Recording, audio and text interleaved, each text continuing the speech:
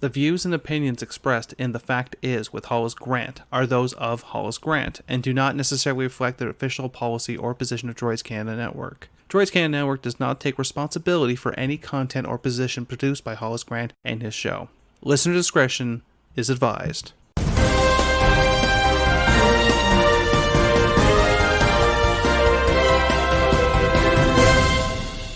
Good morning, good afternoon, good evening. Thank you for tuning in to another edition of The Fact Is. I am your host, Hollis Grant, and today we have a few key issues to speak to very quickly in what's happening in the Canadian Parliament. Bill C-10, the Internet Silence Bill, the Crush Small Media Bill, the Censorship of the Internet Bill, was recently passed in the House of Commons, making its way to the Senate for final debate. This bill is so important to the ruling party, the quote-unquote natural governing party of Canada, the Liberals, that it had to be passed before the House of Commons takes a break for the summer. It is imperative that this bill becomes law for the summer, because during the summer months, you will see the push for the new election start. Why will there be an election soon? Why will there be an election early? Because of what you're not told in the media. What you're not told from government. The same government that we know has been funneling taxpayer dollars to the unions to control what you read and what you have access to. Bill C-10 will restrict what you can see online. Censorship of this show. Censorship of radio, of internet radio, of a YouTube channel, of any small company, person making content will be subject to the same rules and laws that govern the current big media companies. The Communist Broadcasting Corporation, the CBC, Canadian Broadcasting Corporation, will have the same rules and regulations that you will have for your YouTube channel. So, to talk about what bills are going through currently as we speak, we know C-10, but there's some other ones that are coming through. Bill C-6. Bill C-6 aims to crack down on the practice of LGBTQS2+ conversion therapy in Canada. Liberals have been pressuring the Conservatives since the start of Pride Month, which is June, to let this bill come to a final vote at third reading so it can move into the Senate. Bill C-10, which we've talked about. Bill C-10, to note, every Liberal, every NDP, every Green, and every Bloc Quebecois party member voted to support this bill. Remember that come election time. The only party to vote unanimously against the bill was the Conservatives and 2 independent MPs. Those were the people that were in opposition of this bill. Making its way through is Bill C-12. This is to set up accountability mechanisms related to Canada's efforts to achieve net zero greenhouse gas emissions by the year 2050, which has the backing of the NDP. And the Conservatives are not looking to support this, which is no big surprise, as we know that greenhouse gas emissions will be an election issue. We know LGBTQS R plus will be an election issue. Bill C-30, the Budget Implementation Bill, which has already started to be pre-studied by the Senate, by various committees, given the extensive and intertwined legislative changes within the bill. This bill is quote-unquote essential as it enacts several major budget, so the 2021 budget commitments, and it's only right now at the report stage, so it's still got a little bit more to go, but that comes out from the budget that the Liberals announced. There's a total of 17 bills before the House of Commons.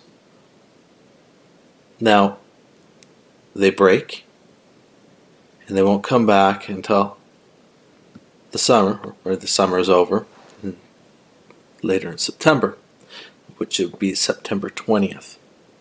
What's interesting here is that Elections Canada is currently preparing to ramp up for an election. Taken from an article from CBC News.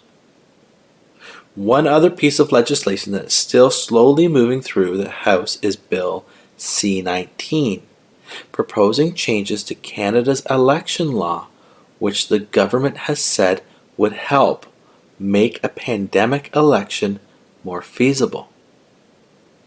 Appearing before the Procedure and House Affairs Committee on Thursday, the minister responsible for the bill, Privy Council President Dominic LeBlanc, called on MPs to move quickly in studying the legislation and said the Liberals are open to amendments to help ensure the proper mechanisms are in place for Elections Canada, like an enhanced mail-in ballot system before the next election. However, in a statement to CBCNews.ca, Elections Canada indicated it has been able to set up safety measures without the bill. The federal agency said it has been preparing for several months for a pandemic election,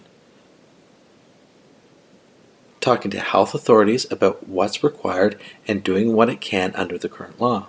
Quote, at this stage, Elections Canada is confident that we could deliver a safe and secure election whenever an election might take place, said spokesperson Matthew McKenna. Already the agency said it has improved mail-in ballot capacity, plans to allow for physical distancing and adequate sanitation, and is working on options to facilitate voting in high-risk locations like long-term care homes. Our priority is and will remain the safety of voters, election workers, and political participants, McKenna said. Rodriguez said despite the talk from all sides that an election is undesirable right now, there is no explicit agreement about not going to the polls before the pandemic is in the rearview mirror. Another upcoming item of business that will take likely at least a few hours of the limited House of Commons hours left in the month will be farewell speeches from MPs who are not running again. Last week, MPs unanimously agreed that any colleagues who will not be seeking re-election in the 44th Parliament will be able to spend time saying thank yous and goodbyes. It's a move typically made at the tail end of a session when an election is anticipated. All parties have begun nominating candidates in anticipation of the next election and have been fundraising off of the prospect of a snap summer or fall vote for months. So recently, Justin Trudeau thanked people that are not seeking re-election. One of them is high-profile candidate Navdeep Bains. He's Minister of Innovation, not seeking re-election. And a slew of other MPs that aren't seeking re-election. So you have bills being passed for safety in an election, calling for mail-in ballots, potential online voting system could be down in the works in the coming years, months ahead.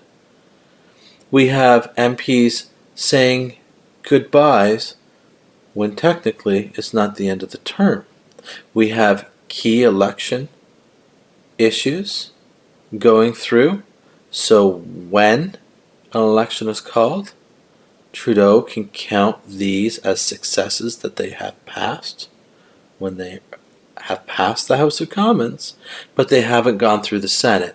So if you look at the wording and the way that they'll use the wording and say, we have been successful in passing this bill, correct, the bill was passed, but is not a law until it has reached royal assent, which is when the Governor General would sign off on the bill after it's made its way through the Senate.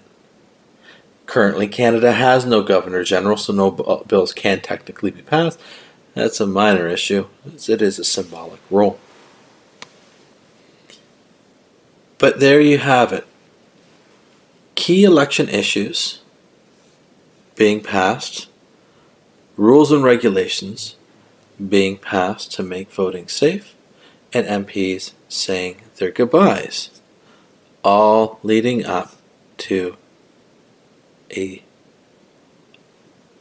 unanticipated election.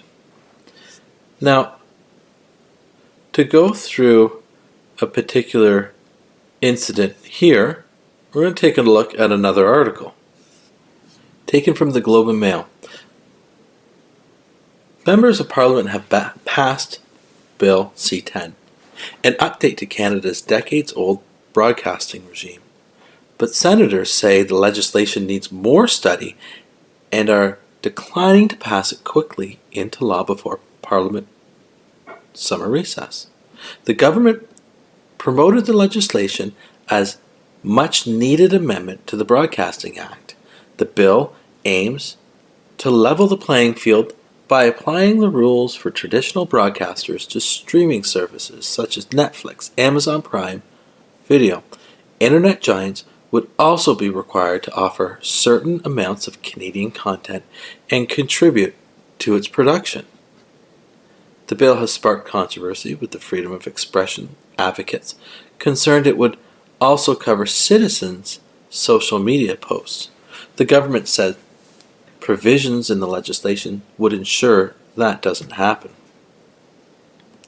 There has also been significant debate about how the new rules would work in practice as federal regulators move to apply concepts such as Canadian content and discoverability to websites that operate much differently than traditional TV and radio stations.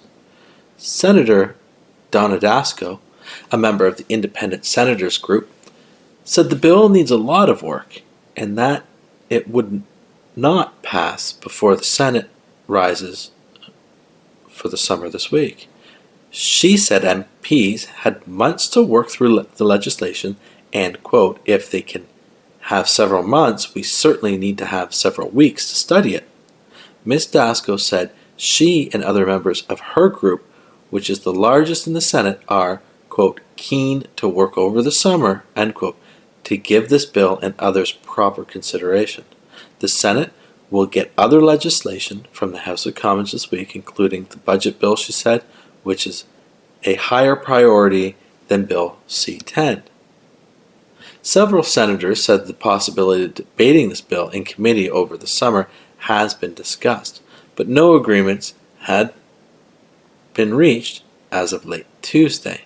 Ms. Dasko sits on the Senate committee that would review the bill, along with Diane Griffin, a member of the Canadian Senators Group. I think a lot of senators are frustrated with this bill coming to us so late, Ms. Griffin said.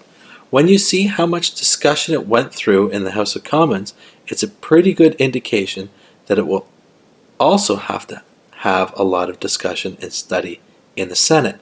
We can't turn this around in a week. It would be immoral to do so. Paula Simons, who is also consulted broadly on the legislation, also said the bill requires detailed study because it raises fundamental issues about the future of broadcasting and the internet. There are so many stakeholders. There are so many rival competing interests. There are so many existential questions about how, if at all, one attempts to regulate online media.